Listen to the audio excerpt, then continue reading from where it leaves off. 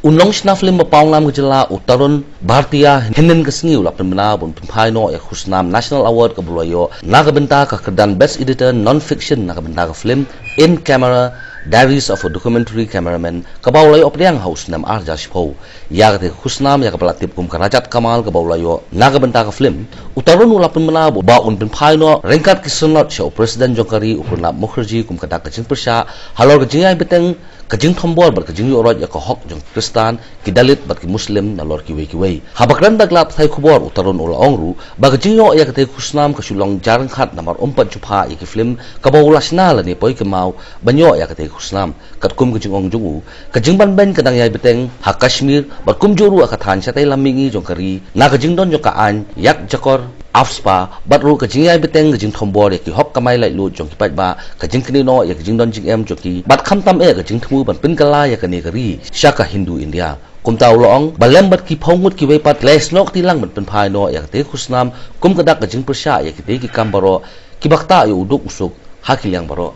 One level, for a filmmaker like me who makes independent films, this was a recognition, which made me happy, which made my family happy, because this is a recognition given by other filmmakers, because in the sense that filmmakers are the jury members, an Indian government, and I received the award from President Pratibha Patil in Vigyan Bhavan. So at that level, to return this award for me is an act which it's something which I have thought about. It's not something which is I'm just doing it. So I have circulated a letter which I have written to the President of India about why I'm returning. So I think I'll read that letter so you can ask me questions, any questions. Shillong, 5th November 2015. To the Honorable Mr. Pranab Mukherjee, President of the Republic of India, New Delhi. Sir, today I wish to return my National Award for Best Editor Non-Fiction for In Camera, Diaries of a Documentary Cameraman 2009, in protest against the dark times this country is being made to go through. Times are truly dark, and one must be honest to say, this darkness was in the making for long. It hasn't descended suddenly upon us. There was unease in me even when I took the award, the Rajat Kamal, in 2009. There was enough to cry about even then. The award itself was an accident, since I never actively sought for the award by submitting the film I had edited for consideration of National Award, since that privilege is always with the producer. But I took the award anyway, and even felt some pride. It meant recognition from a peer group, a sign of appreciation of my work from other filmmakers whose work I admired and had learnt a great deal from, a fraternity to which I belong.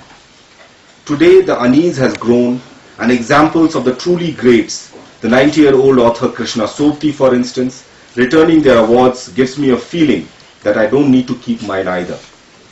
The destruction of Babri Masjid and the Gujarat genocide are not the only source that plague this republic.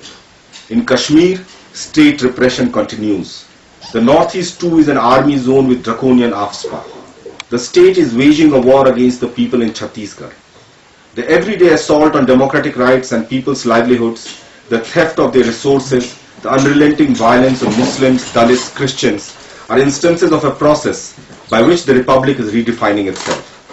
One cannot escape the realization that one is part of a nation state that has turned against its own people and is now rapidly moving to become a Hindutva Reich. These are not aberrations of Indian democracy, but are being institutionalized into a vision of India supping from the chalice of majoritarian views and opinions. As a political filmmaker, I can be blamed for waking up too late to these times. Perhaps I was naive to think that the kinds of film I make, edit, shoot or direct, and the nature of the dissenting politics I have been actively involved in are challenges enough to nationalist consensus of this and previous governments. This can no longer be an excuse to hold on to a recognition from the Indian state, which on a daily basis makes it clear that dissenting ideas, politics, lifestyles, food choices, choices of whom to love, how to be, will have to be forcibly marshaled into a narrow mainstream. I refuse to be part of any mainstream identity. Some have told me, why give away that heavy, nice-looking silvery medal? Just keep it and continue to do what you do. I am tempted. Who doesn't want to keep the bauble? But then you read that another film is being denied the permission to be screened in a festival by the Ministry of Information and Broadcasting, the coordinating ministry for these national awards. And my temptations vanish in anger and irritation.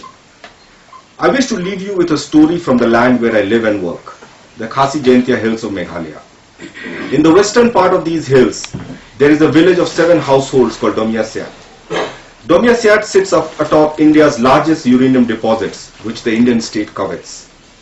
Kongspeliti Lingdor Langren, 90-year-old matriarch of Domyasyat, for many years has refused to move away from her land to allow the Indian state to mine the uranium because she experienced the radioactive pollution created by test mining in her village. She has been offered millions in lease fees by UCIL, but she is happy in her hamlet cultivating her Pynphai and Somarin. I have been doing a documentary on uranium mining issue in Meghalaya for some time. One day, when Kongspeliti was tired and complaining, I asked her, why doesn't she give up her land and with the millions being offered to her, move away to modern comforts? She looked at me and smiled, and she said, give up my freedom? Can money buy me the freedom which this land gives? And sir, I want to have my freedom back, unencumbered by any recognition from the Indian state. Yours truly, Tarun to my address. So this is the letter which I am sending along with my award, which is the Rajat Kamal award, which is this. It is a symptom of a certain kind of protest. People like Anupam Kher and other people who have, who are trying to, in that sense, who are part of the PR machinery of the state. They realize that by the greatest historians India has produced, they are protesting. The biggest scientists like Pushp Bhargav are protesting. India is, one of the few Nobel, people who say that people say that he will get a Nobel Prize of Physics. This Ashok Sen, the famous physicist, he is protesting. Writers are protesting. What is happening is that internationally, India is being seen for what it is. It's not being seen for development. It is being seen for the intolerance this government is creating. And that's why they are all worried. People like Anupam Kher and Chetan Bhagat and who else? Few more people. They're worried because they realize that no longer can you hide intolerance by rhetoric of meeting Mark Zuckerberg in US. You can't do that. You can't hide reality by PR. Finally, reality has to come through. And I think what started off by writers, when they started returning Sahitya Academy, people initially thought, wow, as a writer, these are like writers who nobody reads. But it has had an impact. People are talking about it. People are talking about it. And that's what we want. People to start talking about the culture of intolerance, the attacks on democratic rights, which is happening. If you wouldn't have done it, people will not talk about it. And it's a very strong step we are taking because it's not an easy thing. There are lots of friends who are opposed to what Modi is doing, but it takes a certain kind of a commitment to return.